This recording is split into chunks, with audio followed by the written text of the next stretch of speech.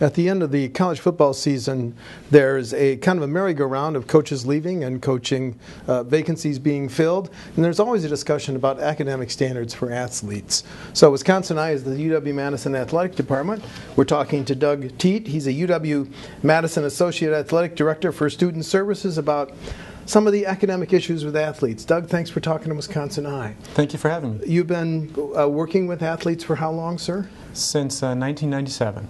Okay. Here at UW. You know, this is a very intriguing subject. Let's just talk about two different areas. The admission criteria for athletes and then the grade point or what other standards they have to meet when they're in here. Let's talk about admission standards first. The admission criteria, just a very naive question. Is it different for athletes to get into a prestigious university like Madison? No, it's not. The admissions policy is the same. So student athletes fall under the same guidelines, criteria, the holistic process that all students are under. I think some institutions have set criteria, GPA, class rank, that sort of thing, but Wisconsin takes a much different approach. So the admissions office is the decision maker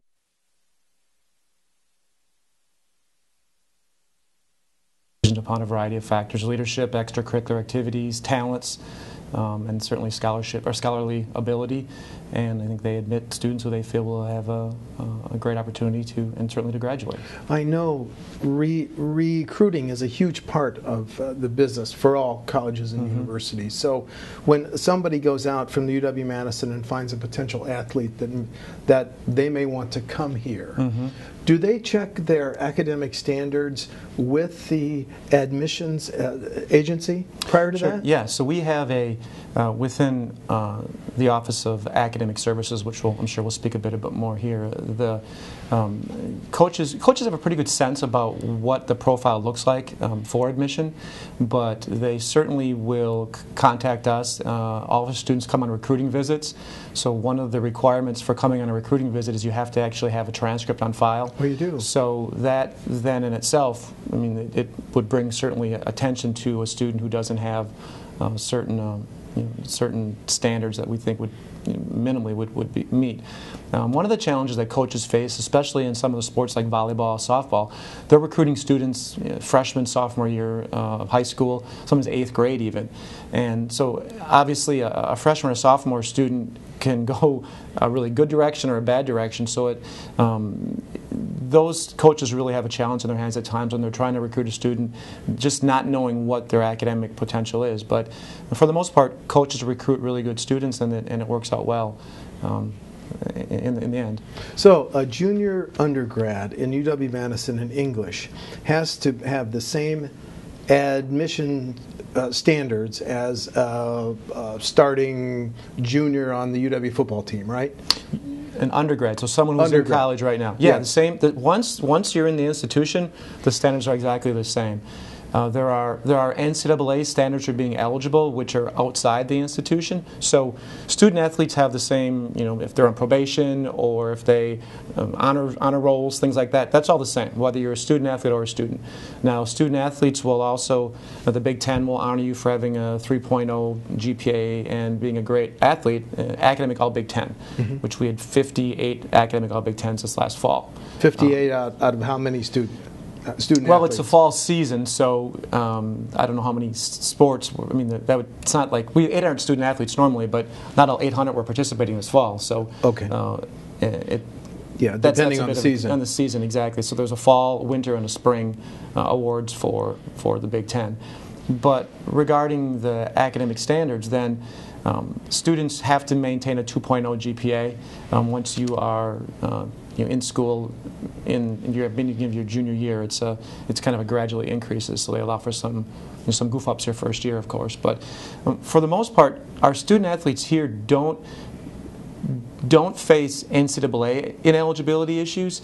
If anything, the standards of the UW are such that will trump the NCAA standards in terms of having eligibility issues. It'll be the institution which would have a priority over the NCAA because the NCAA standards just are minimal compared to what it is to be successful here. Without getting into personalities in terms of coaching, let me ask this question. With 3 football coaches in 2 years, Is tougher standards a reason that, do you think, are we getting athletes at UW-Madison that, are we not getting some athletes at UW-Madison that are going to other Big Ten schools or at universal standards? Well, I think you'd have to certainly talk to each individual student about why they chose to go to the school they went to, but I think ultimately we should embrace the academic standards that we have here. I think that coaches will use that to our advantage in recruiting. I mean, they're going to promote the academic programming we have here, and students who really are serious about education will come here because of that. I don't know if students leave or choose to go elsewhere because of the academics. I'm sure that there are coaches who would like to recruit students who maybe have athletic ability and they're not able to get them into school here. But I mean, I think at the end of the day, the coaches know what the standards are. Our programs have been successful. I mean, we're one of the top institutions. If you look at our success both on the field and off the field, regardless of what sport it is, I mean, basketball, track, football, they've been a really tremendous ride, and I think both academically and athletically, students have done really well. We have, I think our student grade point average is about a 3.0. About 300 of the 800 students make a dean's list or an honor roll every year. 300 of the 800 athletes? Of the 800 student athletes, yeah. So okay. It's some pretty remarkable stuff, and so that's all part of it. It's not just athletic or academic. It's a combination. Okay. So they have to meet the same standards as anybody else applying to Madison? Yes. Okay. Is there any way that a student athlete is admitted on probation or any type of... No. Student athletes are admitted as any other student is. They're either admitted or denied, and student athletes are denied admission just as regular students are. But the admissions office is the ultimate determining group that decides whether a student has the profile to be successful here. Okay. Of the 800 student athletes, how many of them are scholarship athletes? About 350, I believe. That's a number I'm just throwing out there, 300 to 350, somewhere in that range. Okay. Now, obviously not all scholarship athletes are the ones that are on the dean's list, but right. That's about how many are scholarship. So every athlete, no matter if they're competing in women's volleyball or football or hockey, has to maintain a 2.0? Yes. And that's the overall average. Yes. What advice do they get in terms of what classes to take and enroll in, sir? Sure. So every NCAA institution, Division I institution, has they're really required to have programming in place which will support student athletes. And we have a very comprehensive, intensive program here, and there's a few different components to it. So the class decision making is one in which we have advisors, academic advisors, who work with campus advisors as well, but of course selection, progress towards degree. We've been talking a lot about GPA and the 2.0, but there's also some other progress where students have to be able to show they can graduate in 5 years. So if I'm a non-student athlete and I just want to hang around and work on 2 or 3 majors, right. I could, but as a student athlete, we really need to focus on making progress towards 1 degree, which is there's a 40, 60, and 80% degree requirement you need when you do that. So who helps with that then are the academic advisors, the people who make sure that students are taking classes that they want to take. They work in conjunction with the advisors on campus. We also have learning specialists who are the individuals who help coordinate academic plans. So more the day-to-day grind, the helping with assignment completion, making sure that people are prioritizing, stuff like that. So they're another serious component. We have mentors who really do a lot with transitioning from high school to college, working on organizational skills, study skills, things like that.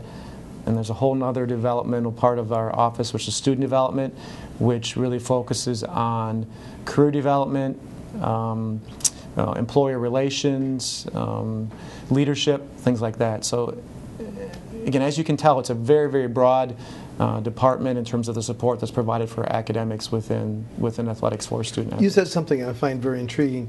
If I'm a scholarship athlete and I commit to the UW in my senior year, at what point, I understand all the coaches are working with me on my athletic skills, but at what point is there an intercession with someone from the academic standpoint? That's a great question, and the academic folks would like to tell you that it's not soon enough. They would like to interact sooner. So you really can't have a lot of contact with student athletes until they sign a national letter of intent or they commit to the university. And then there are certain limitations about what you can and can't do.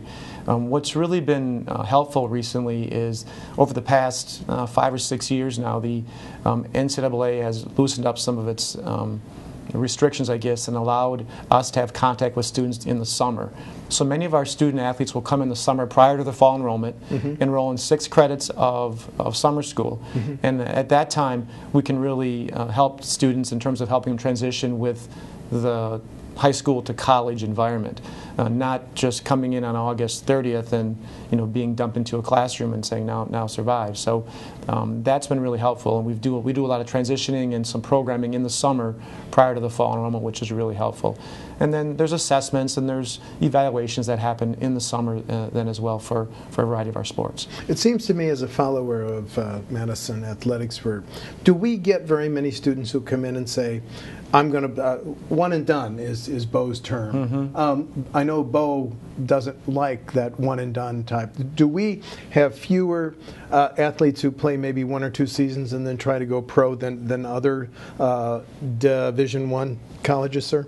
I don't think so. I think I've never done any research to compare the statistics, but I think the philosophy of Wisconsin has always been one in which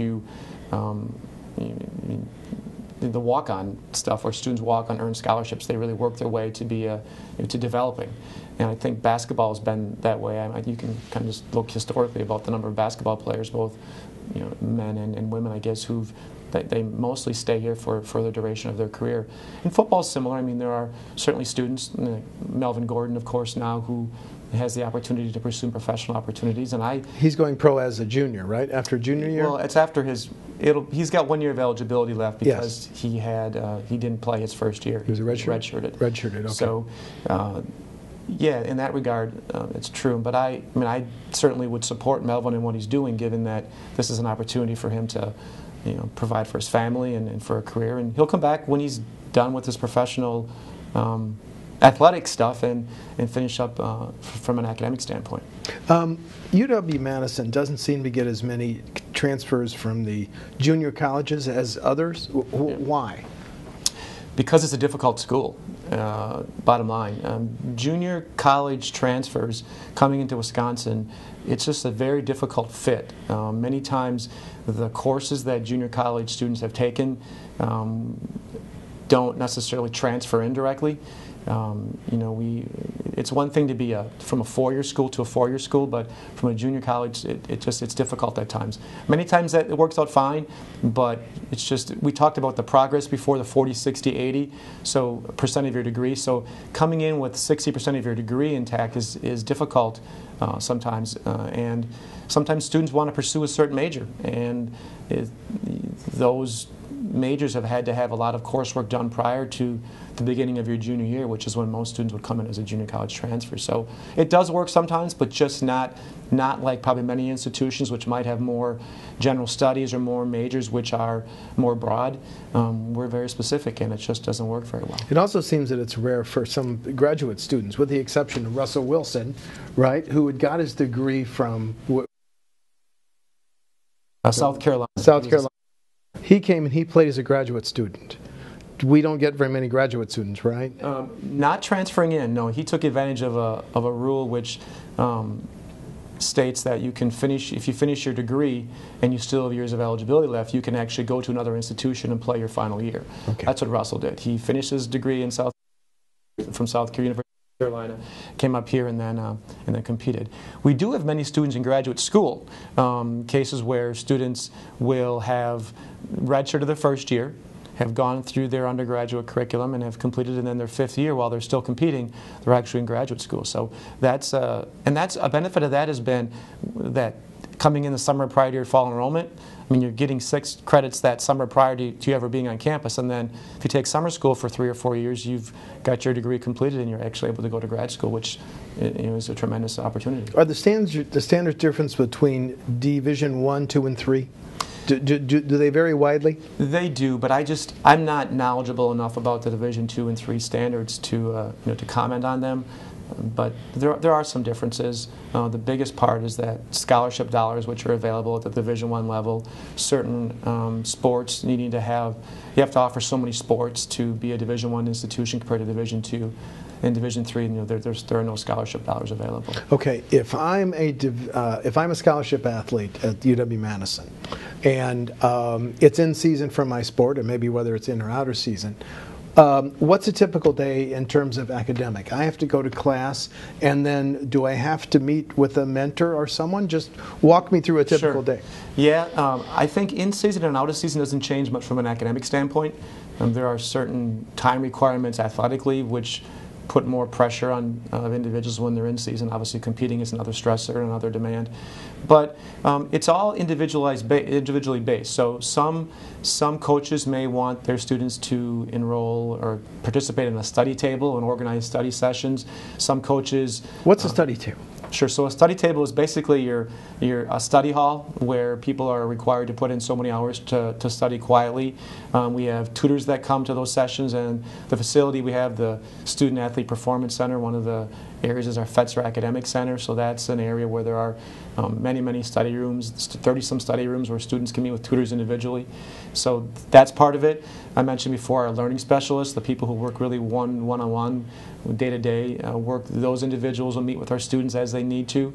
So it's just a variety of options. Some coaches will want their students to put in 20 hours of Fetzer hours, so 20 hours of work within the Fetzer Academic Center during the week. So it's a variety based upon what coaches really want. If I'm a tutor or a learning specialist, do I have the right to meet with the athlete's instructor or prof on his or her progress? Not our tutors. So we have a full-time staff, which the advisors and learning specialists are considered. Our tutors are hired as hourly graduate students, professionals who may have a specific area of expertise. So we'll hire people in that regard. Sometimes we hire undergraduate students for tutors, but not normally. So those folks, no, we don't want our tutors contacting our instructors.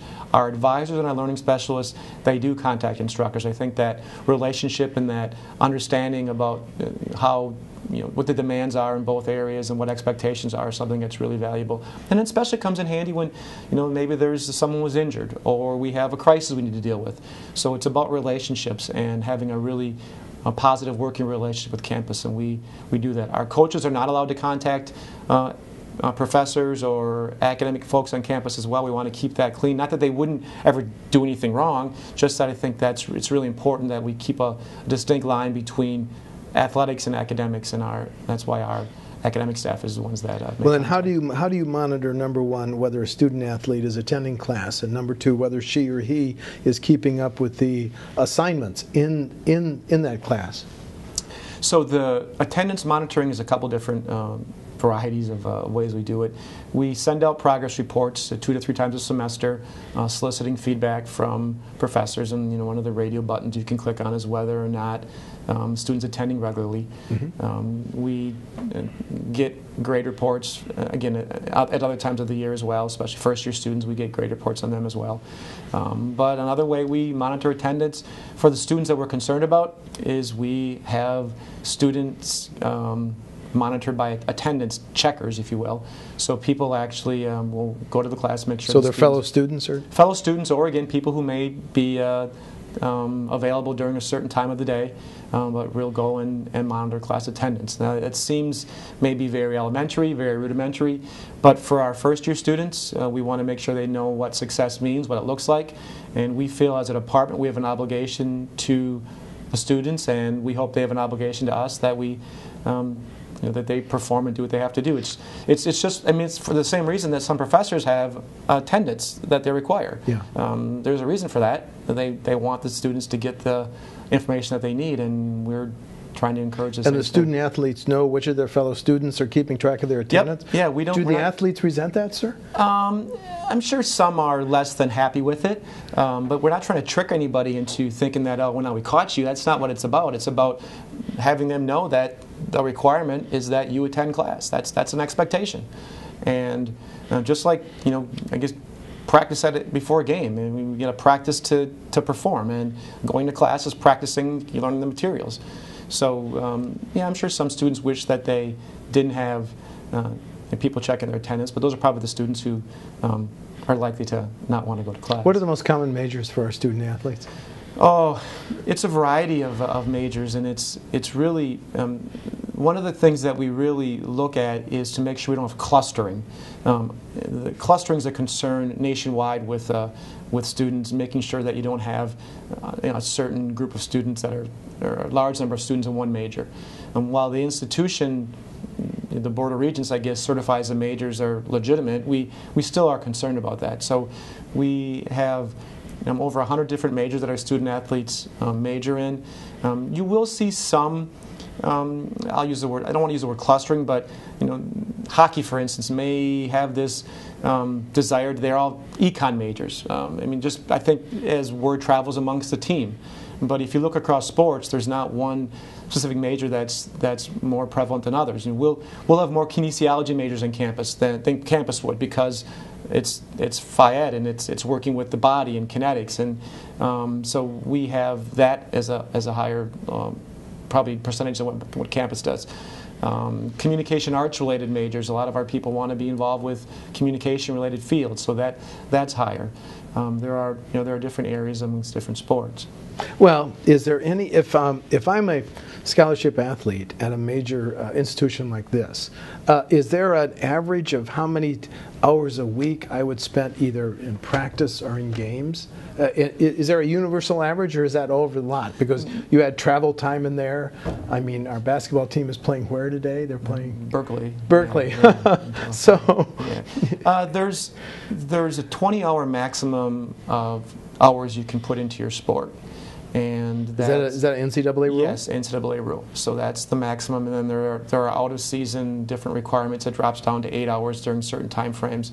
In the summer, I mentioned we talk about the summer school. Coaches have limited contact with their students in the summer prior to their fall enrollment. There's just different time frames of that. So the NCAA records and makes us record the hours. So there are limits on that of time that's committed.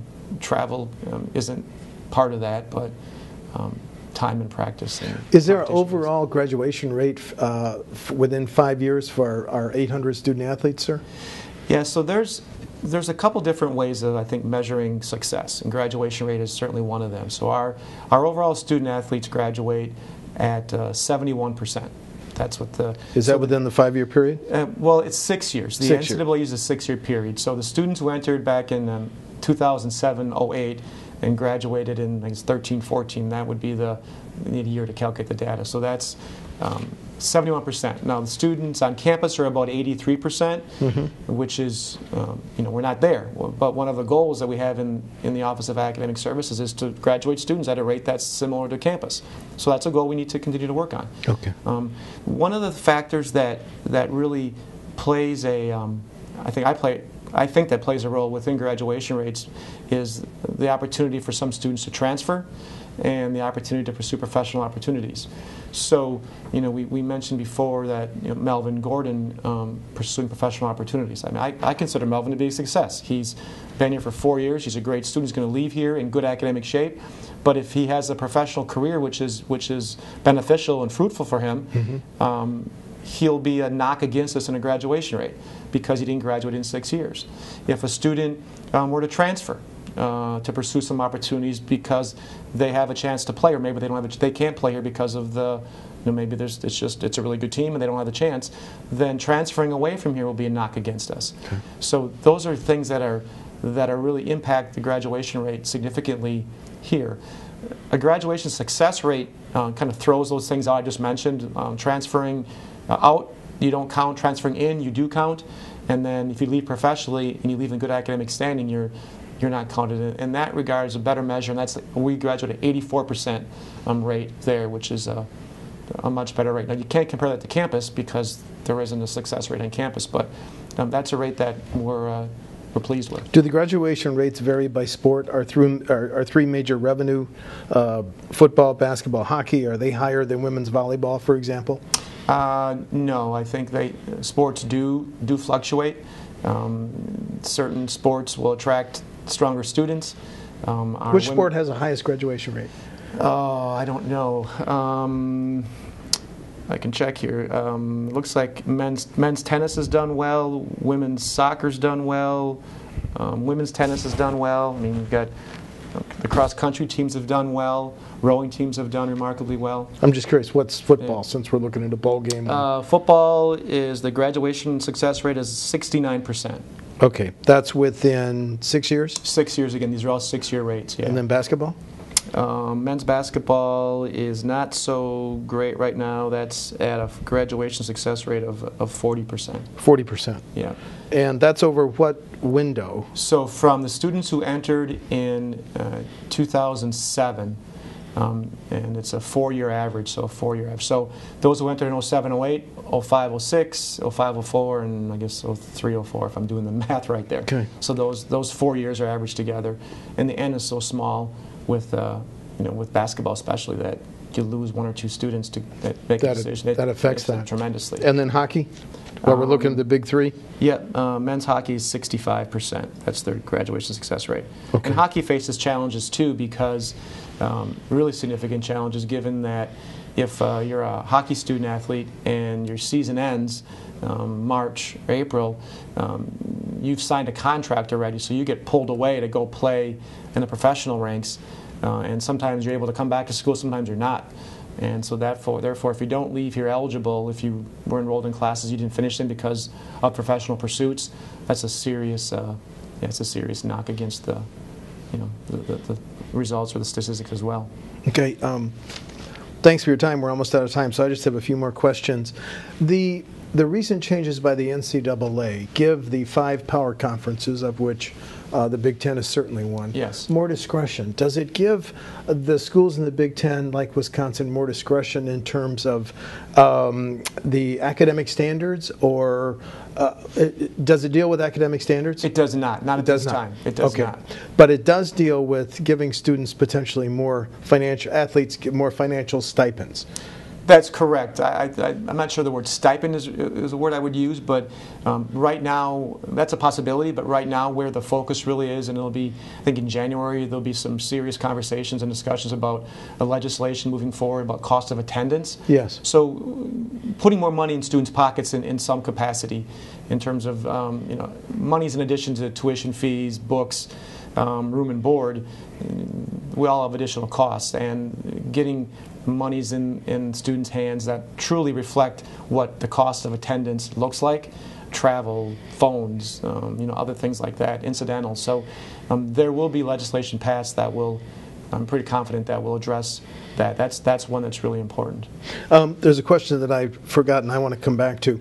Student athletes must maintain a 2-point GPA. Mm-hmm. What happens if they don't? Are they put on probation? Can they no longer compete? What's the process then? Yeah, if they don't meet the NCAA standard of a 2.0 after of being here after your sophomore year, they're ineligible until that GPA gets back above that standard. So. Is that GPA standard for the traditional school year, which is 2 semesters, or can it be just based on 1 semester? It is certification depends upon students are certified at the beginning of every school year, and then at semester as well. So if you're a basketball student athlete competing and your GPA would drop below 2.0 as a junior, I said sophomore after a junior year, sophomores are 1.9. GPA requirement. So if it drops below that and it's January, you can't compete the next semester because until your GPA will be back up to where it needs to be. One other question that I had just emerged because of the ruling on Jameis Winston case: do all Wisconsin athletes or do all Division I athletes have to also enter into a code of conduct, sir?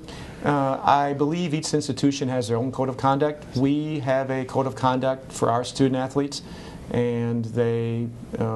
It's written. It's in our student athlete handbook. It's on our website, and students are they're required to abide by it. kind of an aside to this too, one of the things which Wisconsin's always done is regarding this autonomy piece is the scholarships, 4-year scholarships. We've always honored scholarships for 4 years, but one of the things that is being pushed forward as part of this autonomy legislation is that that would be something that would be required across the board, that all students put in 4-year scholarships. And part of that contingency, of course, would be that if students don't follow their code of conduct as written by their institution. So, depending upon the school, that could be a little variability there. So somebody who might be grumbling after that not too good showing against Ohio State, and somebody, an alumni like me, who might say, gee, is Wisconsin losing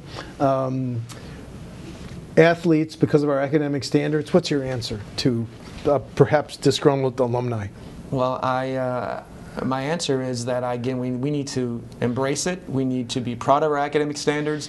We've shown a track record of winning here successfully, and I don't think that one game should be the measuring stick for our successes. And I'd encourage that person to cheer for Ohio State, another Big Ten school, next week. Yeah, because they just made the final. What's the biggest challenge for you in your job? Man, that's a tough question. Many challenges. I think that the challenges are just that you've really helping students become individuals who understand what sort of opportunity is in front of them. I think as students come in as 17, 18-year-olds, and they just don't realize the impact that those 4 years really have. And the challenge we have is just trying to continue to impress upon them how important it is to take school seriously, participate in anything you can, whether it's on campus activities or getting involved in student groups, just helping people realize that because it's once it's gone, and you can't go back and try to relive it. Maybe a final question: are there more distractions on the UW-Madison campus than on other distractions from academic studies, sir, than on other campuses? Well, I'd like to think that, given our high academic standards, that we need to certainly have students understand that the demands of academics is really, really important. I know there was a coach a few years ago who said that there are 3 challenges within the athletic world. There are demands for academics, there are athletic demands that you've never faced before as a college student coming in, and you're going to have more social opportunities than you ever have had before. And there are 3 things that are really important, but you only can do 2 of them well. And you've got to pick which 2 you do well. And to be successful here, you better hope you pick the academic and athletic components. Because sounds like very good advice. Doug Tiedt, UW-Madison Associate Athletic Director for Student Services. Thanks so much for talking to Wisconsin Eye. I really appreciate it. Thank you for having me again. Thank you. Thank you.